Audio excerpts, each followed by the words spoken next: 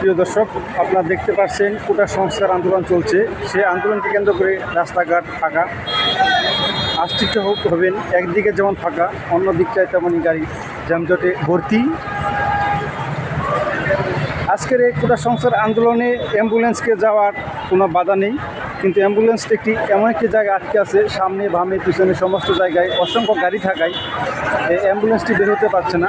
এই তো দেখতে পাচ্ছেন অ্যাম্বুলেন্সটি, সেই অ্যাম্বুলেন্সে যা রুগী, সে রুগীর কী অবস্থা হবে এটা খোঁজ নেওয়ার মতো কেউ নেই।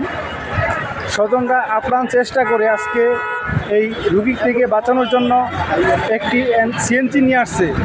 এই যে সিএনজি দেখতে পাচ্ছেন, এই যে বেড়া, এই বেড়া পার করে অপর পাশ থেকে যে রুগীটা নিয়ে আসবে, এই তো চেষ্টা চলছে, তবু এখানে অনেক কষ্ট হচ্ছে।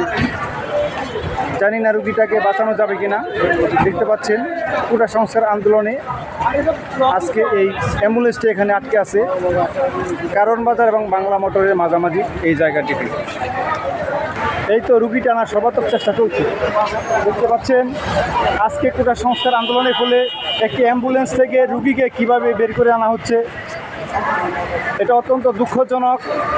আসলে আন্দোলনটি যেমন যুক্তিক, কিন্তু এরকম অমানবিক কাজ আজকে এই স্বজনরা কীভাবে এই রুগীটিকে বের করে নিয়ে আসতেছে দেখেন।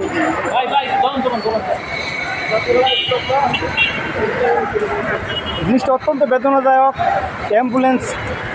অ্যাম্বুলেন্স যাওয়ার সুবিধা দেওয়া হলেও অ্যাম্বুলেন্স কিন্তু রাস্তার এমন জায়গায় পড়ে আছে যেখান থেকে সামনে পিছে বামে ডানে যাওয়ার কোনো উপায় নেই। তাই রাস্তার যে ব্যারিয়ার পার করে আজকে এই রুগীটিকে একটি সিএনজিতে তোলার ব্যবস্থা করা হচ্ছে, যে পাশটায় আসলে ফাঁকা সে পাশটাতে নিয়ে আসা হচ্ছে।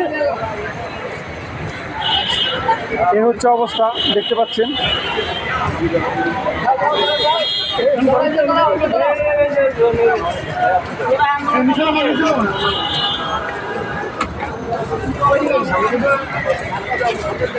এই রুগীটি অ্যাম্বুলেন্সে তো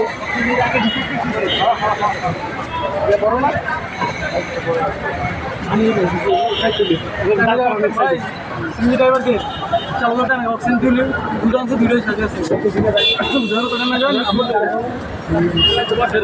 বসেন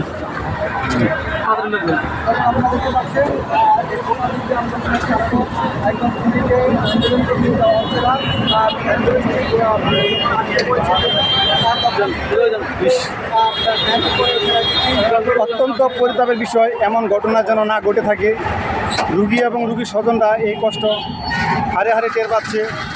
এখন এই সিএনজিটি যদি তার গন্তব্যে পৌঁছাতে পারে, শরীর চাকায় যেতে পারে, দোয়া করি রুগীটি বেঁচে যাক, এই প্রত্যাশা সবার জন্য।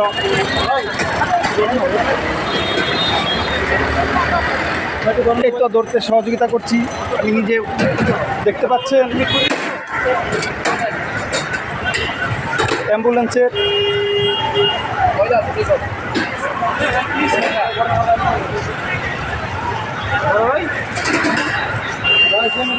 সিটটি অ্যাম্বুলেন্সে ফিরে দেওয়া হলো, সিএনজি করে রুগীটি নেওয়া হলো। কোটা সংস্কারে যারা রাস্তায় আছেন, আমি সবাইকে অনুরোধ করব, এরকম অ্যাম্বুলেন্স যেখানে আটকে আছে তাদেরকে সহযোগিতা করবেন।